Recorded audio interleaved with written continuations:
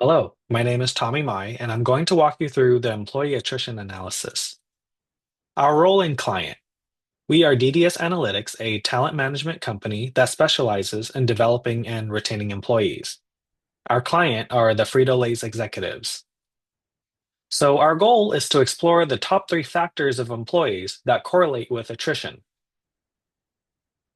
Factors such as employee age, length of time at company, and what role they are in. This is important to our client because it saves them in hiring and training costs, retains their top talent, and helps implement preventative strategies. Exploring the data. The data file provides information on all employees. There are 870 rows, 36 columns, and zero missing data. Some important qualities is that the data is imbalanced. There are 140 employees leaving versus 730 employees that are still there. Here are some histograms to show some interesting facts about certain job roles. The most notable is that sales representatives, where we observed a remarkable 45.3% attrition rate. This is significantly higher than other roles. The data demonstrates that sales representatives who show the highest turnover also represent one of the youngest employee groups with relatively low years of experience. In contrast, research director and manager positions demonstrate minimal attrition at approximately 2%. Our selection of overtime, total working years, and monthly income as key predictive factors for attrition was driven by strong statistical evidence from multiple analyses.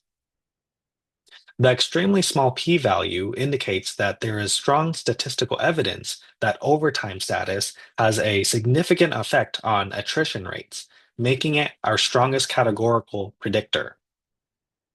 Total working years show a positive correlation of 0.167, with lower attrition rates as years increase, with its predictive power validated by a decision tree importance score of 5.03. Monthly income reveals a positive correlation of 0.154, showing decreased attrition with higher compensation, further supported by the highest decision tree importance score of 6.71. Visualizing the data. The comparison reveals that while fewer employees work overtime, overall, those who do work overtime show a higher proportion of attrition. This suggests that overtime work may be a contributing factor to employee turnover. To address this issue, the organization should consider implementing stricter overtime monitoring or evaluating workload distribution. The total working years data reveals a significant pattern in employee attrition. The highest turnover occurs among employees with 0 to 5 years of working experience, with a notable peak around 1 to 2 years. This strongly suggests that early career employees are at risk of leaving. To address this, the organization should focus on developing stronger early career support programs. Lastly, for monthly income, the data shows that attrition is significantly higher among employees in lower income brackets, particularly those earning between 2,000 and 5,000 per month. To address this, the organization should review their compensation structure, particularly for entry level and junior positions. The classification model we chose to use is naive Bayes. This is a confusion matrix, which shows how well our model predicts attrition by comparing predicted outcomes versus actual outcomes. On the top left, at 19, we have our false positives, which incorrectly predicts employees who would leave when they actually stay.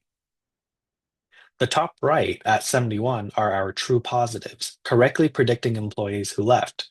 The bottom left, at 125, are our true negatives, correctly predicting employees who stayed. At the bottom right, at 46, are our false negatives, incorrectly predicting employees who would stay when they actually left.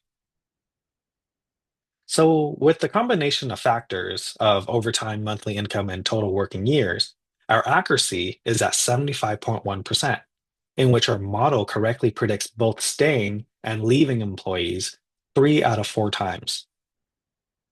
When an employee actually leaves, we correctly predict this 73.1% of the time.